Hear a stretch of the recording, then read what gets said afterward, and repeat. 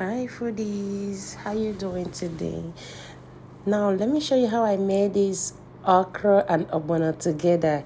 Guys, have you tried this? It's so yummy. You need to try it. So you start by seasoning our meat. I season with some seasoning cubes, some salt, and some onions.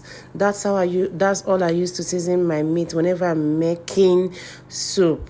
Okay. Some people put ginger and garlic at the rest of it, even Benny, but it's okay if that's what works for you. For me, I don't do much of the seasoning. So you season your meat, you stir properly so that everything will combine very well.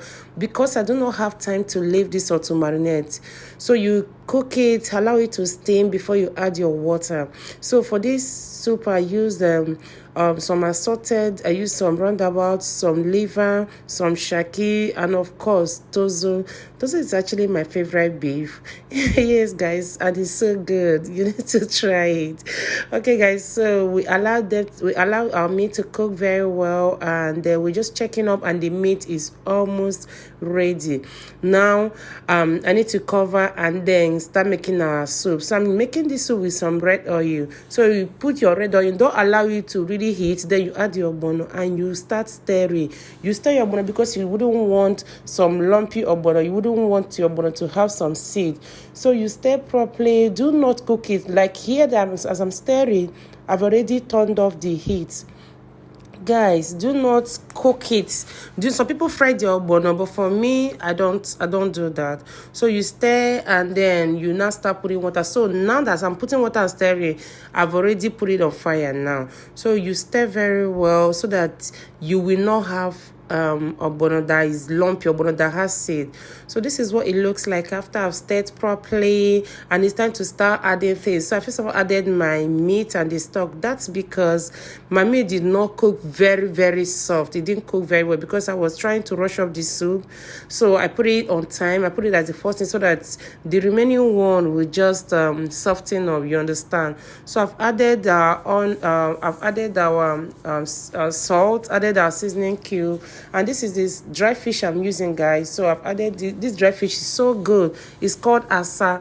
I don't know if you know people that sell dry fish. Ask them for asa. It's really good. It tastes so good. So I've added my okbenyi here.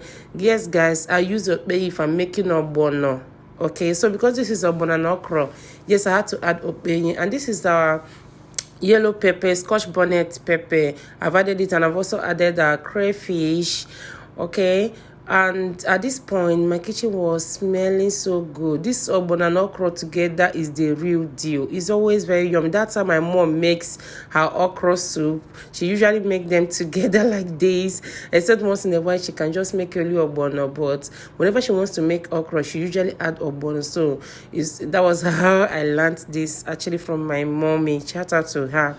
So guys, you stir properly, you allow your soup to cook, let everything cook very well so that the whole spices and everything will taste well. So after I've left it to cook for a while, I came back to add our okra. So I added the grinded okra. So this one are the ones I grinded. So I added it first and then just stir properly so that it will loosen up before I added the one I sliced a bigger chunk. So that one, as I add that one, I will add my veggies and turn off the heat. This is because I like my okra crunchy. However, you can add your okra whenever you want. Some people even start their cooking with okra. Yes, guys, I've seen someone that wants to make okra soup and they started by frying their okra, but that's okay. I mean, do what works for you, right? So, but this is my recipe. Okay, so I'm not going to tell you how you should cook in your kitchen, but I'm only just sharing my recipe. That's because I know my food tastes good, and of course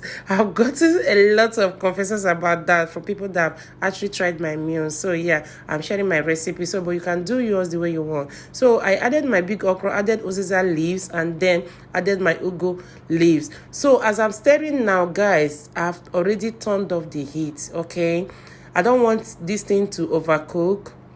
Oh, this video came out twice. I don't want this to overcook, actually.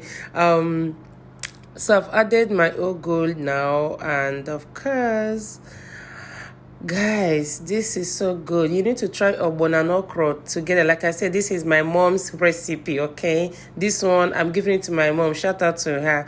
Guys, would you want to try this? Please let me know. Let me know in the comment section if you're going to be trying this. Please like and comment, okay? Share my video so that people that is looking for this recipe, they will see it. A lot of people come to my inbox and say, share your recipe, share your recipe. Please, guys, please, whenever I share my recipe, please share, okay? Share and then let people see it. Like and comment down below. Let me know if you'll be trying this. Thank you so much for your love. Thank you so much for your support. And yes, I'll be posting my recipes whenever I have time to record.